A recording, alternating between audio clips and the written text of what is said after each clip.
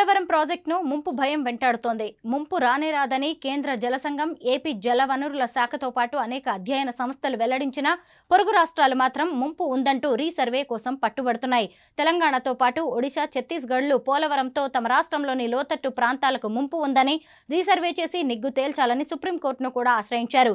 దీంతో సుప్రీం ఆదేశాల మేరకు కేంద్ర జలసంఘం మరో రీసర్వే కోసం ఆదేశాలు జారీ చేసింది. సంయుక్త సర్వే చేపట్టి నివేదిక సమర్పించాలని, ఈ మేరకు అన్ని రాష్ట్రాల సమన్వయం చేసుకోవాలని పోలవరం ప్రాజెక్ట్ అథారిటీకి సిడబ్ల్యూసి ఆదేశాలు జారీ చేసింది.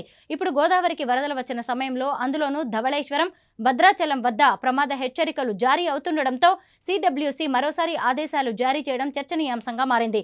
వీలైనంత త్వరగా రీసర్వే నివేదిక అందించాలని సిడబ్ల్యూసి చైర్మన్ ఓహరా పీపీఏకు దిశానిర్దేశం చేశారు. ఆంధ్రప్రదేశ్ జల వనరుల శాఖ ఒకవైపు సంయుక్త రీసర్వేకు సూత్రప్రాయంగా అంగీకరిస్తూనే పోలవరం ముంపుపై వాదనలు బలంగానే వినిపిస్తోంది. 2022 జూలైలో వచ్చిన వరదను పరిగణలోకి తీసుకుని పోలవరం బ్యాక్ వాటర్ ప్రభావంపై అధ్యయనం చేయాలని తెలంగాణ డిమాండ్ చేస్తోంది. పోలవరం ప్రాజెక్టు బ్యాక్ వాటర్ వల్ల తెలంగాణ భూభాగంలో 1 ఎకరా కూడా ముంపునకు గురయ్యే అవకాశమే లేదని ఏపీ జలవనరుల శాఖ అధికారులు గతంలోనే పీపీఏ చైర్మన్ నిర్వహించిన సమావేశంలో ప్రెజెంటేషన్ ఇచ్చారు. 50 లక్షల క్యూసెక్కుల వరద ప్రభావం వస్తే తెలంగాణ భూభాగం ముంపునకు గురయ్యే అవకాశం ఉందన్న అనుమానాలకు ఏపీ జలవనరుల శాఖ అధికారులు విస్పష్టమైన సమాధానాలు చెప్పారు. గోదావరిలో ఇప్పటిదాకా వచ్చిన గరిష్ట వరద 36 లక్షల క్యూసెక్కులు మాత్రమే. అది కూడా 35 ఏళ్ల క్రితం 1986లో వచ్చింది.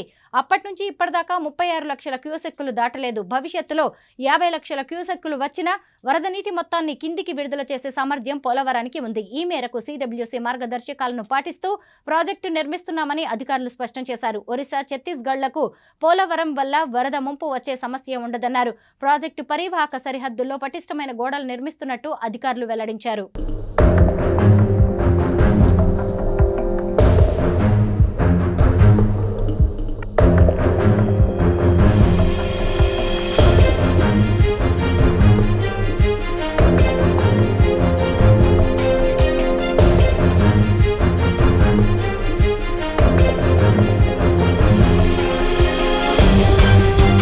వరద ఉధృతి పెరిగినప్పుడు పోలవరంలో బ్యాక్ వాటర్ ఏ స్థాయిలో ఉంటుంది, దాని ప్రభావం వల్ల భవిష్యత్తులో ప్రతికూల పరిణామాలు ఏర్పడకుండా పోలవరం ప్రాజెక్టు నిర్మాణంలో తీసుకోవాల్సిన సాంకేతిక అంశాలను అధ్యయనం చేసేందుకు సిడబ్ల్యూసి గతంలో గోపాలకృష్ణ కమిటీని నియమించింది.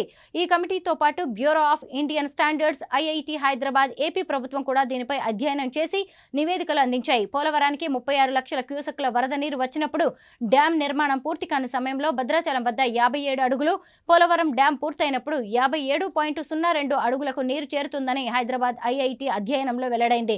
కేంద్ర జల సంఘం నియమించిన గోపాలకృష్ణ నివేదికలు మాత్రం భద్రాచలం వద్ద 56.09, 56.44 అడుగులకు నీరు చేరుతుందని లెక్క తేల్చింది. గోపాలకృష్ణ నివేదికతో పాటు ఏపీ ప్రభుత్వ నివేదికలోని అధ్యయన అంశాలు దాదాపు ఒకే తరహాలో ఉన్నాయి. పోలవరం వద్ద డ్యాం లేనప్పుడు భద్రాచలం వద్ద 56.09 అడుగులు, డ్యాం ఉన్నప్పుడు 56.57 అడుగుల నీటి మట్టం ఉంటుందని ఏపీ ప్రభుత్వం వెల్లడించింది. బ్యూరో ఇండియన్ స్టాండర్డ్స్ 50 ఏళ్లలో వచ్చే 25.53 లక్షల క్యూసెక్కుల వరదను, గోదావరి జల వివాద ట్రిబ్యునల్ మార్గదర్శకాలను అనుసరించి 500 ఏళ్లలో వచ్చే 36 లక్షల వరదను పరిగణలోకి తీసుకుని అధ్యయనం చేసి నివేదిక అందించింది.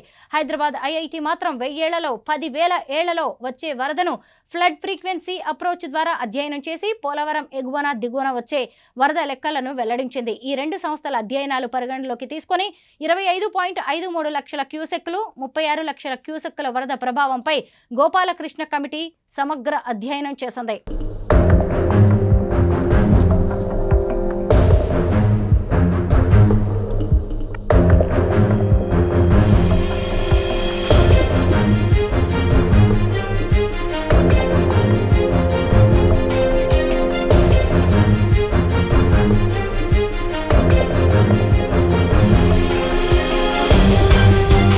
హైదరాబాద్ ఐఐటి అధ్యయనాంశాలు హేతుబద్ధంగా లేవని గోపాలకృష్ణ కమిటీ అభిప్రాయపడింది. ఆ నివేదికలోని అధ్యయనాంశాలు ఏపీ ప్రభుత్వ జల వనరుల నిపుణులు గతంలో వెల్లడించిన వాటితో దాదాపు సరిపోయేలా ఉన్నట్టు నిపుణులు భావిస్తున్నారు. పోలవరానికి 36 లక్షల క్యూసెక్కులు, అంతకుమించి వరద వచ్చినప్పుడు బ్యాక్ వాటర్ ప్రభావం భద్రాచలం వరకే పరిమితమవుతుందా, లేదంటే 26 కిలోమీటర్ల ఎగువన ఉన్న దుమ్ముగూడెం వరకు ఉంటుందా అనే అంశాలను ఇప్పుడు కూడా సిడబ్ల్యూసి పరిశీలిస్తోంది.